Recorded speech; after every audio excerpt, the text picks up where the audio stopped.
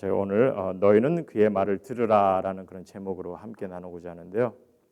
성경에 보면은 특별히 이제 신약 성경의 이제 복음서를 보게 되면요, 예수님 때문에 또 예수님에 관해 이 기이한 현상들이 일어나는 것을 이렇게 기록하는 것을 보게 됩니다. 그러니까 예수님께서 행하신 기적을 말하는 것이 아니라 예수님 때문에 예수님을 향해 벌어지는 그런 기이한 현상들을 이제 말씀드리는 거죠. 그래서 예를 들어서 뭐 목자들에게 천사가 나타난 그런 상황들 기억하시죠? 그리고 또 예수님 탄생 당시 먼 지역에서 동방 지역에서 그 동방 박사들이 예물을 가지고 온 사건들, 또 예수님께서 침례를 받을 때 하늘의 음성이 들려 이는 내가 사랑하는 아들이니 뭐 이런 음성이 나온 사건들, 이런 사건들을 우리가 보게 됩니다. 어떻게 보면 좀 받아들이기 어렵고 좀 믿기지 않은 그런 기이한 현상들이 이제 일어났다는 거죠. 예수님 때문에. 또 성령에 이끌려 예수님께서 광야에 가서 거기서 예수님께서 사탄에게 시험을 받았다는 사건도 그렇고요. 그렇다면은 문제는 이제 여러분은 예수님께 일어난 이런 기이한 사건 중에서 우리가 이제 기이한 사건이 여러 가지가 있는데 그 사건 중에서 가장 놀랍고 가장 귀한 그런 기이한 사건이 뭐라고 생각하십니까? 제가 오늘 이 본문을 이렇게 보니까 이 본문을 통해서 질문하니까 이 본문이 혹시 아닌가 이렇게 생각할 수 있겠지만 사실 예수님께 일어난 가장 놀랍고 가장 기이한 사건은 무엇보다도 예수님의 부활 사건이죠. 그렇죠? 예수님께서 부활하신 사건입니다. 십자가에서 그렇게 처참하게 죽은 자가, 그것도 십자가에서 손과 발이 다 찢기고 옆구리에 창이 찔리고 내장이 다 파열돼서 정말 온몸에 정말 물과 피를 다 쏟아낸 그런 이가 다시 살아났다는 그 부활의 사건, 그 사건이야말로 너무나 놀라운 그런 사건이죠. 인간의 상식으로는 불가능한, 이해할 수 없는, 믿을 수 없는 그런 예수님의 부활 사건, 그것이 가장 놀랍고 가장 기이한 사건이라고 저는 생각합니다. 그런데 오늘 본문을 보니까 이 기이한 사건 중에서 제가 볼 때 좀 두 번째로 좀 가장 놀라운 사건이 이 본문의 사건이 아닌가 이렇게 생각해요. 너무나 놀랍고 귀한 사건입니다. 그런데 이제 여기서 중요한 것이 그럼 이 사건이 어떤 면에서 놀라운지, 우리에게 또 어떤 가르침을 주는지 좀 알 필요가 있는 거죠. 아직 여러분이 이제 이를 좀 인식하지 못하셨다면 우리가 이제 이 함께 나눈 그 설명을 통해서 좀 보셨으면 합니다. 오늘 이 사건이 얼마나 놀라운 사건이고 또한 어떠한 가르침을 보여주고 있는지 일단 본문을 이제 읽어내라 하면서 내용을 좀 살펴보기로 하겠는데요. 먼저 우리 28절, 29절 말씀 보기로 하죠. 28절, 29절 말씀 보시면 저희가 함께 합독을 했지만 이 말씀을 하신 후에 8일쯤 되어 예수께서 베드로와 요한과 야고보를 데리고 기도하시러 산에 올라가사 기도하실 때 용모가 변화되고 그 옷이 휘어져 강체가 나더라. 이 구절에서 제가 좀 질문을 갖고 싶은 것이 있는데요. 뭐냐면 왜 예수님께서는 그 많은 사도 중에 단 3명의 제자만 데리고 가셨는지, 누구를 데리고 가셨는지 이것도 우리가 생각해 볼 필요도 있지만 오늘 본문을 통해서는 일단은 왜 단 3명만 데리고 갔는지에 대해서 좀 생각해 봤으면 합니다. 그래서 이 본문을 보면서 제가 더 설명을 드리겠는데 성도님들도 좀 이에 대한 의문점을 좀 계속 갖고 계셨으면 합니다. 왜 3명을 데리고 가셨는지, 3명만 데리고 가셨는지. 자, 그럼 우리 30절에서 31절 말씀 또 보겠습니다. 30절에서 31절 보면 문득 두 사람이 예수와 함께 말하니 이는 모세와 엘리야라. 영광 중에 나타나서 장차 예수께서 예루살렘에서 별세하실 것을 말할세. 여러분, 제가 왜 이 사건이 부활 사건 다음으로 정말 놀라운 기이한 사건이라고 한지 그 이유를 아시겠습니까? 지금 예수님께서 함께한 이들이 모세와 엘리야였다는 거죠. 저들이 누구인지는 아시죠? 일단 구약의 인물들입니다. 그렇죠? 모세와 엘리야. 예수님 이전에 모세 같은 경우는 1300년 전에 존재했던 하나님의 일을 감당했던 입니다. 엘리야 같은 경우는 예수님 이전에 900년 전에 하나님의 일을 감당한 이였어요. 그러니까 한마디로 어떻게 보면은 저들이 부활한 모습으로 나타났다는 거죠. 엘리야와 모세가 부활한 자 같이 나타났다는 거예요. 그러니까 얼마나 놀라운 기이한 얘기냐는 겁니다. 근데 여기서 또 하나 우리가 좀 질문을 하고 싶은 것이 있는데 뭐냐면 그럼 왜 모세와 엘리야인지, 우리가 구약에 보면은 그 많은 인물들이 있지 않습니까? 뭐 아브라함도 있고 다윗도 있고 뭐 우리가 아는 뭐 얼마나 많은 인물들이 있습니까? 이사야도 있고. 그렇죠? 근데 왜 그 유명한 인물들이 많은데 왜 특별히 모세와 엘리야인지 이에 대한 의문점도 우리 성도님들이 좀 기억하고 계셨으면 합니다. 왜 엘리야와 왜 모세와 엘리야인지. 근데 여기서 좀 더 보기 전에 저희가 말씀을 더 보기 전에 좀 실질적인 반응을 좀 생각해 보았으면 합니다. 솔직하게 제가 오늘 이 본문이 좀 기이한 현상을 기록하고 있다고 하였는데 여러분은 이 상황이 이런 상황이 믿어지시는지 이게 아마 안 믿는 이들에게는요 이게 당연히 믿어지기 어려운 그런 상황일 거예요. 의심이 많은 이들은 더 믿기 어려울 것이고 사실 많은 이들에게 믿음을 줄 수 있는 그런 사건은 아닙니다. 왜냐하면 이 전설 같은 뭐 동화 같은 그런 소리로 들린다 생각하기 때문에 그러니까 요즘 MZ 세대 같은 경우는 아마 더 믿기가 어려울 거예요. 지수 좀 믿기가 어렵지 않겠어요? 그럼 우리 신앙이들은 이게 우리가 어떻게 받아들여야 하는지 이게 말입니다. 이 본문의 사건은요. 그러니까 예수님의 부활 사건처럼 예수님의 부활 사건은 예수님의 부활을 목격한 이들이 뭐 성경에서 보니까 500명이 넘는 이들이 예수님의 부활을 목격했다고 했습니다. 직접 만져본 이들도 있고 그래서 이걸 증거하는 이들이 많이 있는 것을 성경 우리에게 말씀해 주고 계세요. 근데 제가 왜 예수님께서 제자 3명만 데리고 가셨는지에 대해서 의문을 제기하는 이유가 뭐냐면요. 예수님께서 분명 이런 놀랍고 귀한 현상을 아셨을 것이고 만약 이를 정말 세상 많은 이들에게 이거를 보이시길 원하셨다면 아니 그냥 다만 예수님을 따르는 이들에게만이라도 나타내기를 뜻하셨다면 3명이 아니라 모두를 다 데리고 가셨어야 되지 않겠냐는 거죠. 그래야 정말 이 놀랍고 귀한 현상을 모두가 목격하고 증거할 수 있도록 그렇지 않습니까? 그런 부분을 좀 여러분들께 좀 생각을 하셔야 됩니다. 여러분들 조금 최근 그 나는 신이다라는 그런 다큐멘터리 아마 많은 사람들이 그 다큐멘터리를 통해서 이단에 대한 실체를 좀 파악하게 된 그런 상황이 된 것 같은데 어떻게 다들 보셨죠? 나는 신이다. 다들 보셨습니까? 네? 안 보신 분도 있어요. 근데 그걸 보시면은 이재록이라는 자에 관해서 이야기가 나오는데 그 영상에서 보면 이제 그 한 비디오 클립이 있는데 뭐냐면은 이재록 목사가 아니 이제 목사도 아니죠 사실은 그냥 이재록이라고 합시다. 근데 이제 이재록이라는 자가 그를 이제 충성히 따른 이들에게 돈을 바꿔서 어떤 별장 같은 데서 거기서 무슨 뭐 단합대회 같은 것을 하더라고요. 근데 이제 그 와중에 뭐 하늘의 구름을 보면서 뭐 구름을 바라보니까 이재록 목사 형상이 보인다. 뭐 이렇게 얘기를 하는 거예요, 서로들. 그러면서 하나님이 당신이 사랑하는 아들을 증거하고 있다. 뭐 이런 식으로 뭐 몰아붙이는 거죠. 그러니까 사람들이 와 그런 줄 알고. 그러니까 사람들의 심리와 어떤 조작을 이용해서 사람들을 기만하는 그런 상황이죠. 근데 이제 제가 왜 이런 얘기를 하냐면요. 이런 이재록의 그런 퍼포먼스 아이디어는 어디서 왔을 것 같습니까? 어디서 왔을 것 같아요? 이 본문의 얘기죠.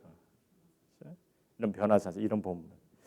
하지만 제가 이제 이 말씀을 통해서 우리 성도님들께 나누고 싶은 것이 뭐냐면 예수님은 결코 이 놀랍고 귀한 현상을 많은 사람들에게 뭐 광고하고 나타내려고 그런 뜻을 두신 것이 아니었다는 거예요. 처음부터. 사람들이 생각하는 것과는 정반대예요. 이단들의 생각은요. 뭐 세상 사람들을 놀라게 하는 뭐 그런 현상, 뭐 이런 그렇게 생각할 수 있겠지만 그런 현상을 뜻하는 것이 아니라는 거죠. 그럼 무엇을 나타내시기 위해서 예수님께서 이를 보이셨는지 이게 이제 중요한 거죠, 사실. 그래서 이제 우리가 말씀을 정리하면서 제가 더 설명하겠는데 일단 무엇보다도 예수님께서 또 하나님께서 나타내시길 원하시는 것은 이 안에 하나님께서 뜻하심, 그러니까 하나님 말씀을 통해서 하나님께서 뜻하심이 있다는 것을 드러내기 위하십니다. 이제 그 부분을 저희가 계속해서 보고자 합니다. 일단 본문을 먼저 다 보기로 하죠. 우리 32절, 33절 좀 더 봅시다. 32절, 33절 보니까 베드로와 및 함께 있는 자들이 깊이 졸다가 온전히 깨어나 예수의 영광과 및 함께 선 두 사람을 보더니 이 사람이 떠날 때 베드로가 예수께 여짜오되 주여 우리가 여기 있는 것이 좋사오니 우리가 초막셋을 짓되 하나는 주를 위하여 하나는 모세를 위하여 하나는 엘리야를 위하여 하사이다 하되 자기가 하는 말을 자기도 알지 못하더라. 여기서 이제 베드로가 한 말 많이들 들어보셨을 거예요. 그렇죠? 주여 여기가 좋사오니라고 한 말. 근데 이게 나름 이제 잘 알려진 말이기도 한 말인데 여기가 좋다는 말. 그럼 제가 왜 이 말을 언급하였냐면요. 이 말이 달리 잘 알려진 것이 아니라 이 말이 이제 달리 잘 알려진 것이 아니라 너무나 많은 이들이 이 베드로의 말에 초점을 두고 말씀을 나누다 보니까 잘 알려지게 되었다는 거죠. 그리고 이제 그 나눔에는 근데 이제 좀 안타까운 것은 뭐냐면은 이 베드로의 말에 초점을 두는 그것을 나름대로 설명하는 이들이 너무나 다양하다는 거예요. 그러니까 뭐 어떤 사람은 뭐 행복한 순간을 그리는 말이라 뭐 이렇게 얘기하는 이들도 있고 또 어떤 이는 뭐 이기적인 말로 그칠 수 있는 그런 말이다. 뭐 체험적인 것에 계속 남고 싶어하는 그런 말이다. 뭐 현실을 보지 못하는 뭐 그런 말이다. 뭐 이렇게 너무나 다양하게 베드로의 이 말을 다루고 있다는 거죠. 그렇다면 정말 우리가 베드로의 이 말로 가르침을 찾아야 하는지 그게 저의 질문입니다. 과연 이 본문이 베드로의 고백에 이 베드로의 고백에 어떤 가르침에 초점을 두고 있는지 사실 그래서 본문은 뭐라고 다시 클래리파이 합니까? 여러분들 베드로의 고백은요 지금 자기가 하는 말을 자기도 알지 못하고 한 말이라는 거예요.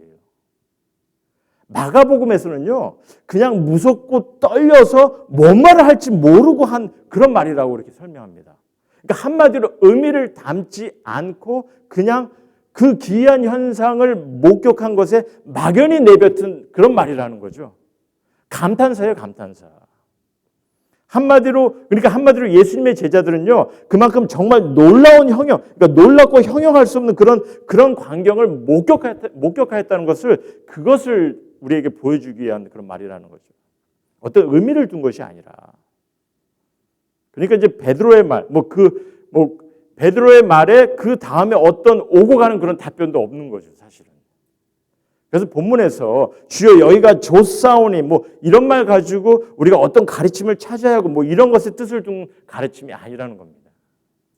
그럼 왜 이렇게 엉뚱한 데서 가르침을 나누려고 하는지 왜 그렇겠습니까? 사역자로서 좀 솔직하게 좀 말씀을 드린다면요. 많은 경우 우리가 보면은 이런 본문을 가지고 가르침을 찾을 때 듣는 이들의 귀를, 듣는 이들의 만족을 충족시키는 것에 너무 초점을 둘 때가 많이 있다는 거죠. 근데 오늘 본문을 통해서 제가 설명을 드린다면은 오늘 본문 같은 경우는요, 사실 듣는 이들에게 뭔가 만족을 주고 도움을 주는 그런 가르침이 없어요. 오늘 본문의 가르침은요, 다만 하나님을, 예수님이 어떠한 분인지 이 부분만 강조해서 주시는 말씀이라는 겁니다. 그런데 어떻게 해서든 듣는 이에게 만족이 되는 그런 가르침을 찾아보려고 하다 보니까 베드로의 고백에 초점을 갖게 된 거고 또 베드로의 고백이 우리에게 뭔가 좀 교훈을 주는 그런 가르침처럼 생각하는 거죠. 뭐 그럴 수도 있다고 봐요. 하지만 베드로가 뭐 얼떨결에 한 말인데 과연 뭔가 의미를 부여해야 하는지 사실 본문은요 베드로가 뭔 말을 하는지 모르고 하였다는 것을 더 강조하는 듯 그 다음에 상황이 뭐라고 얘기합니까? 34절이 뭡니까?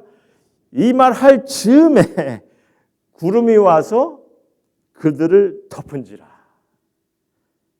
그래서 구름 속으로 들어갈 때 그들이 무서워하더니 그러니까 이제 베드로가 자기가 무슨 말을 하는지도 모르고 말을 꺼냈을 때 그때 그냥 그 순간을 넘겼다는 거죠. 그리고는 이제 35절, 36절 말씀 보겠습니다. 35절, 36절 보니까 구름 속에서 소리가 나서 이르되 이는 나의 아들 곧 택함을 받은 자니 너희는 그의 말을 들으라 하고 소리가 그침에 오직 예수만 보이더라. 제자들이 잠잠하여 그 본 것을 무엇이든지 그때는 아무에게도 이르지 아니하니라. 이렇게. 사실 이제 다른 복음서에 보면은 예수님께서도 경고를 하십니다. 제자들에게 이 목격한 이런 기이한 현상을 아무에게도 얘기하지 말라고, 말하지 말라고.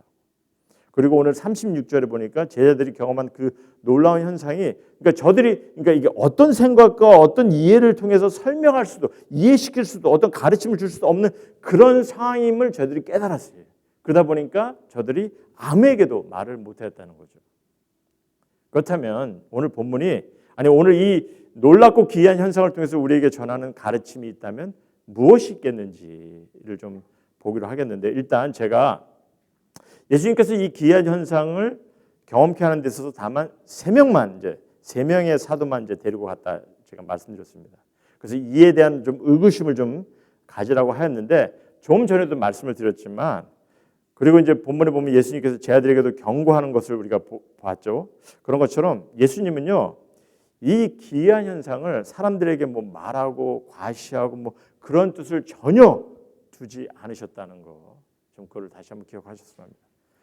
뭐 본인이 재림 예수라고 하는 그런 거짓 교주들은 아마 뭐 조금이라도 기이한 현상이 있으면, 뭐 조금이라도 기적 같은 일이 있으면 뭐 막 별거 다 했겠죠. 뭐 놀라운 거 얼마나 놀랍냐고, 어떻게 해서든 자신을 드러내려고. 하지만 예수님은요, 전혀 자기 PR이라든지 자신을 드러내려고 하는 그런 데는 관심이 없으셨다는 거죠. 아예 따릉이들에게 경고까지 하신 분입니다. 아무에게도 얘기하지 말라고. 그래서 기적을 경험한 이들에게도 보면은 당신께서 기적을 베푸신 이들에게도 조용하라, 얘기하지 말라, 누구에게도 알리지 말라, 이렇게 하셨다는 거죠. 그 왜 그러셨을까? 오히려 이런 거를 세상 사람들에게 알렸으면은 예수님께서 정말 놀라우시고 누구신지를 더 많은 사람들이 알았을 텐데 왜 예수님은 그러지 않으셨냐는 거죠. 우리에게 이런 상황들을 통해서 우리에게 주시는 메시지는요, 성경은, 하나님은, 예수님도 우리가 뭐 어떤 기적적인 상황을 통해서 뭐 주님을 만나는 거 귀할 수도 있겠지만, 그러나 무엇보다도 주님은요, 우리에게 주어진 이 말씀을 통해, 이 복음의 메시지를 통해서 주님을 만나시길 바랍니다. 그걸 바라세요. 그리고 우리의 삶에 있어서 다만 주님을 의지해 가기를 원하시는 거죠. 예수님을 구세주로 믿고 그 믿음 안에서 말씀을 통하는 하나님의 뜻에 합당한 삶을 살아가기를 주님께서 뜻하신 거죠. 그래서 이 말씀을 주신 거고, 이게 사실 기독교의 하나님의 말씀의 키입니다. 키. 어떤 기적이나 기이한 현상, 뭐 어떤 체험적인 것, 이런 것에 초점을 두는 것이 아니라 다만 말씀 안에 거하시기를 소원하세요. 주님은. 그러니까 오늘 이 본문의 기이한 현상을 설명하는 것, 오늘 본문이 어떤 기이한 현상을 설명하려는 것보다는 사실 뭐 설명하려고 해도 안 믿으려고 하는 애들은 이게 믿어지지가 않는 거죠. 그렇죠? 그러니까 이 기이한 현상을 뭔가 이게 왜 일어났는지 이런 걸 설명하려고 하는 것보다는 다만 이 본문은 이 현상을 통해서 우리에게 어떤 가르침을 주고 있다는 거죠. 가르침에 초점을 두고 있는데 그 가르침이 무엇인지 오늘 두 가지만 제가 오늘 보고 말씀을 나누겠습니다. 마치겠습니다. 그 첫 번째 뭐냐면은, 더러는요, 이 전설 같은 이야기 같다고 하지만 오늘 이 사건은요, 예수님께서 신성을 가지신 분이심을 다시 한번 우리에게 보여주십니다. 예수님은 신성을 가진 분이라는 거죠. 그리고 또한 보통 인간이 경험할 수 없는 그런 영적 세계의 존재를 보여주고 계십니다. 영적 세계의 존재. 35절에 이런 얘기합니다. 35절에 보면은 이는 나의 아들 곧 택함을 받은 자니, 이렇게 얘기하세요.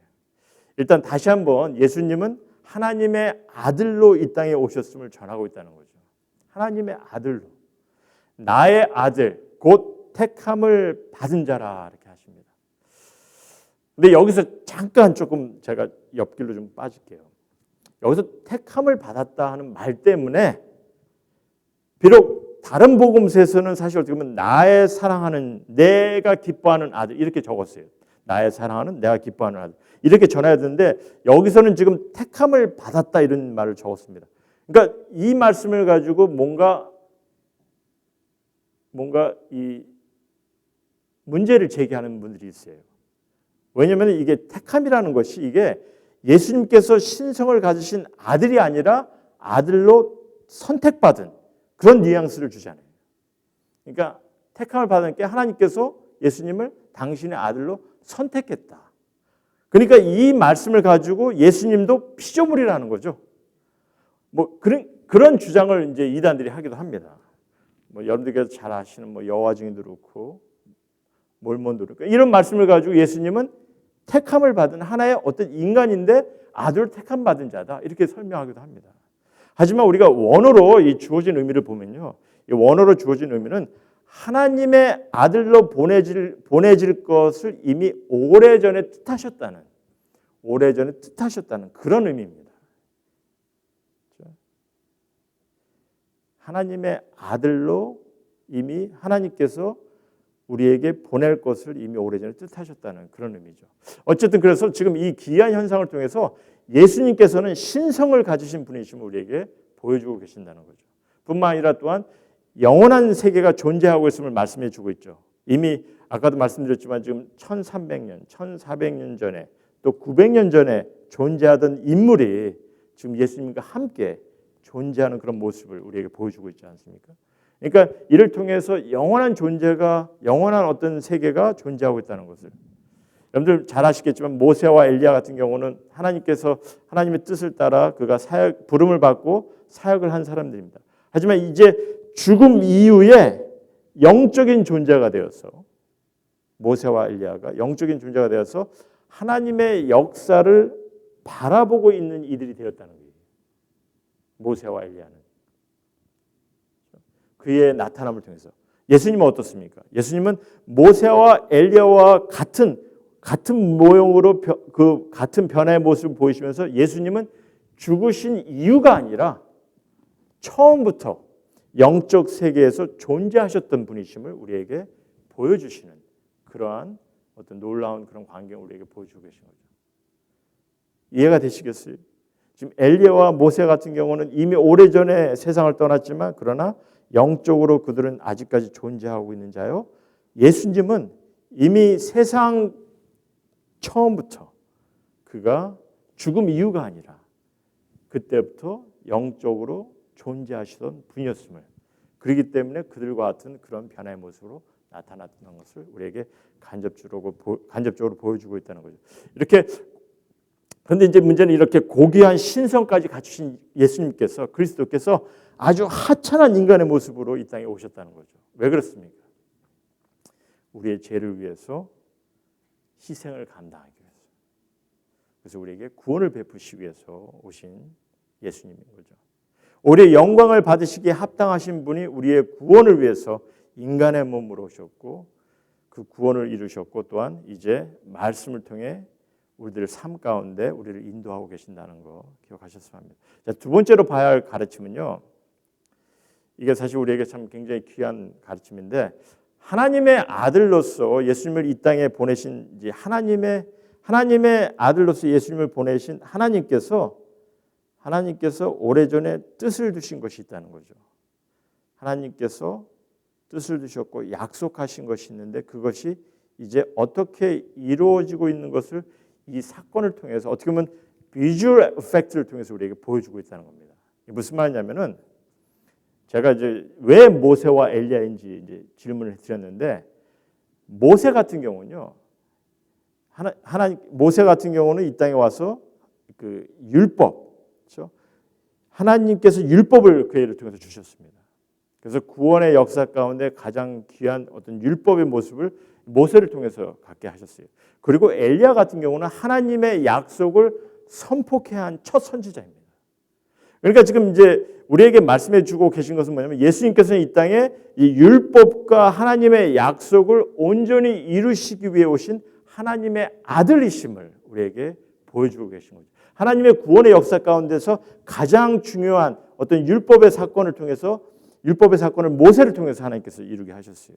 그리고 하나님께서 그 이후에 구원의 약속을 이제 선지자 엘리야 선지자를 통해서 첫 선지자로서 당신께서 역사하심을 우리에게 보여주셨는데 그런 모세와 엘리야를 통해서 그 역사 가운데 하나님께서 지금 구원의 역사를 어떻게 계획하셨고 뜻하신 것을 이제 예수님과 함께함으로 지금 하나님의 그 역사하심과 그 말씀이 지금 우리들 가운데 예수님을 통해서 지금 온전히 이루어지고 있는 것을 설명하고 있다는 거죠. 그러면서 예수님의 그 십자가의 죽음을 통해서 그것이 온전히 구원의 역사가 이루어지고 있는 것을 어떻게 보면 비주얼 이펙트로 우리에게 보여주고 있는 그런 귀한 사건입니다. 영적 존재가 된 이들이 함께 나타나심을 통해서 하나님께서 이미 오래전에 뜻하셨고 그 뜻하신 것이 모세와 엘리야를 통해서 뜻하신 그 모든 것이 이제 그 뜻하심이 이제 예수님을 통해서 이루게 되심을 이런 기이한 현상을 통해서 우리에게 전하고 있다는 겁니다. 보여주고 있다는 거죠. 그래서 하나님의 말씀을 구약의 말씀을 아는 이들은 이것을 금방 캐치할 수 있는 거죠. 하나님께서 이미 정말 우리의 구원을 위해서 오래전부터 뜻하셨고 모세를 부르셨으며 엘리야를 부르셨으며 그 역사 가운데 물론 다른 이들도 많이 부르셨지만 특별히 모세를 통해서 하나님께서 율법을 통해 하나님의 뜻을 보이셨고 또 엘리야를 통해서 당신의 약속을 보이셨습니다. 이 모든 것이 이제 예수 그리스도를 통해서 우리 가운데 이루어지고 계신 우리에게 보여주고 있다는 거죠. 그래서 예수님께서 그러면서 이제 하늘의 음성이 들리면서 35절에 다시 한번 봅시다. 35절을 보니까 구름 속에 소리가 나서 이르되 이는 나의 아들 곧 택함을 받은 자니 너희는 그의 말을 들으라 이렇게 말씀하세요. 그러니까 모세를 통한 율법 시대 그리고 엘리야를 통한 선지자의 시대는 이미 지나갔으며 이제 말씀으로만 남아있는 그 구약에 있는 말씀으로 남아있는 그 말씀의 그 뜻이 이제 예수 그리스도를 통해서 온전히 이제 새롭게 이루어지는 그 상황들을 우리가 설명하면서 이제 예수님의 말씀을 통해 이루어질 것을 우리가 듣고 따르기를 주님께서는 이 상황을 통해서 보여주고 계신 거죠. 그래서 우리가 이제 성경에 보면 예수님에 관해서 성경이 무엇을 증거하고 있는지 잠깐 봅시다. 성경이 예수님에 대해서 증거하는 것, 그러니까 말씀과 예수님에 대해서 어떻게 증거하는지 제가 요한복음에 있는 말씀을 잠깐 보고 마치겠는데요. 요한복음 1장 1절에 보면은 태초에 말씀이 계시니라. 그 말씀이 하나님과 함께 계셨으니 이 말씀은 곧 하나님이시라 이렇게 얘기합니다. 말씀은 늘 하나님과 더불어 우리 가운데 역사하셨다는 거죠. 말씀이 태초부터. 근데 이제 요한복음 1장 14절을 보면은 말씀이 육신이 되어 우리 가운데 거하심에 우리가 그의 영광을 보니 아버지의 독생자의 영광이요 은혜와 진리가 충만하더라. 그래서 그 말씀이 이제 육신이 돼서 예수 그리스도를 통해서 우리 가운데 역사함을 우리에게 말씀해 주고 계십니다. 근데 그 역사함 가운데 하나님께서 그 오랜 역사 가운데 말씀이 늘 구원의 역사 가운데 역사하고 계셨는데 존재하고 계셨는데 그 역사 가운데 정말 중요한 역할을 한 이가 모세였고 엘리야였어요. 그래서 그들을 통해서 역사하신 그 역사를 이제 예수님께서 이루시고 계신 우리에게 보여주고 계신 거죠. 그래서 예수님께서는 태초부터 계신 분이고 또한 예수님을 통해서 그 크신 뜻을 율법과 하나님의 약속을 통해서 하나님께서 계획하시고 뜻하신 그 모든 일을 이제 예수님을 통해서 그가 이루시는 분이심을 전하시는 그런 놀라운 그런 상황도 우리에게 보여주고 있다는 거죠. 예수님의 말씀, 성경 말씀을 통해서 우리에게 이를 보여주고 있습니다. 여러분들 우리가 살아가는 이 삶 자체가 실제적인 상황을 보게 될 때 우리 삶은 어떻게 보면 매우 좀 전쟁터 같은 그런 인생을 살아가는 것 같아요. 항상 보면 경쟁의 사회고 서로 눈치 보는 사회고 다른 사람을 이겨야 생존하는 그런 사회입니다.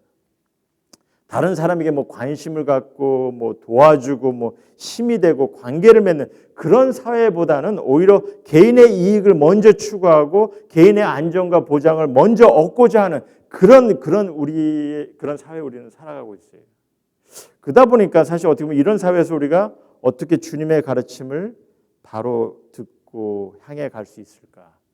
늘 우리에게 장애가 되는 그런 상황들입니다. 그 말은 우리가 정말 하나님의 말씀이 우리에게 온전히 들려줘야 되고 이 말씀을 우리 주님의 말씀이 늘 우리 삶 가운데 초점이 돼야 되는데 우리가 이런 상황을 이런 삶을 살다 보니까 때로는 하나님의 말씀의 초점보다는 오히려 이 세상에 그냥 끙끙대면서 이 세상을 이겨나가려고 하는 그런 것에 너무나 초점을 많이 두고 있는 그런 상황이죠. 그래서 사실 어떻게 보면 우리가 좀 더 하나님 말씀에 초점이 돼야 되고 진리의 가르침을 듣고 행해 나가야 되는데 사실 그 중심의 역할이 저는 우리가 늘 성경 말씀을 통해서 보고 또 우리 신앙 삶을 통해서 보지만 그 중심의 역할이 교회라고 봅니다. 교회가 돼야 되는 거죠. 주님의 교회가 돼야 됩니다. 주님께서 뜻을 두시고 세우신 그런 주님의 가족 공동체, 그 교회죠. 그 안에서 우리는 주님의 가르침을 듣고 또한 실질적으로 행해가는, 그래서 하나님의 나라를 이루어가는 그런 곳이 돼야 되는 것이, 그것이 너무나 어떻게 보면 우리 지금 이런 전쟁터 같은 그런 사회에서 살아가는 우리들에게는 너무나 필요한 그런 곳이 되는 거죠. 그래서 이곳에서 정말 하나님의 말씀을 우리가 온전히 바로 듣고 또 서로 말씀을 나누며 정말 말씀 안에서 바로 살아가려고 하는 그런 모습들을 우리가 함께 이루어가야 되는 것이 얼마나 귀한지를 다시 한번 생각해 봅니다. 그런데 하나님께서는 모세와 엘리야를 보내면서까지 하나님께서 우리에게 당신의 뜻하심을 인식하고 깨닫기를 바라셨어요. 주의 말씀을 듣기를 소원하십니다. 그러니 이를 생각할 때 여러분의 대답은 무엇이 돼야 되는지, 정말 우리가 하나님의 말씀을 정말 바로 깨닫고 듣고 있는지. 베드로는요 정신없이 두려운 마음에 무슨 말을 하는지도 모르고 그냥 그 순간을 지나쳐 버렸어요. 세 명의 제자들은 정말 하나님께서 허락하신 그 귀한 현상을 통해서 무엇을 봐야 할지 알 수가 없어서 그냥 아무 말도 하지 못하고 그 순간을 보냈다는 겁니다. 하지만 이제 우리는 이 말씀을 통해 모든 상황을 보게 되는 그런 축복을 주님께서 허락하셨다는 거죠. 우리를 향한 하나님의 구원의 계획과 하나님의 뜻하심이 얼마나 놀랍게 우리 가운데 이게 지금 보여주고 있으며 우리가 이거를 볼 수 있는지 주님께서 그런 상황을 우리에게 보여주고 계십니다. 사실 어떻게 보면 저는 이런 생각을 많이 합니다. 우리가 이 하나님의 말씀을 통해서 우리가 하나님을 만나고 그리스도를 만날 수 있다는 것이 변화산상의 기적보다 더 놀라운 기적이라는 거예요. 말씀을 통해서 하나님을 볼 수 있다는 것, 예수 그리스도를 믿고 만날 수 있고 그 믿음 안에서 살아갈 수 있다는 것, 우리에게 더없이 놀라운 축복이며 더없이 놀라운 감사할 일이라는 거죠. 예수님이 나의 구원을 해결하시기 위해서 정말 우리 가운데 구세주 되심을 여러분들 스스로가 좀 믿고 이제 그 말씀을 이제 따르겠노라 하는 그 결심 안에서 살아가는 우리 한마음교회 성도님 모두가 되기를 정말 소원합니다.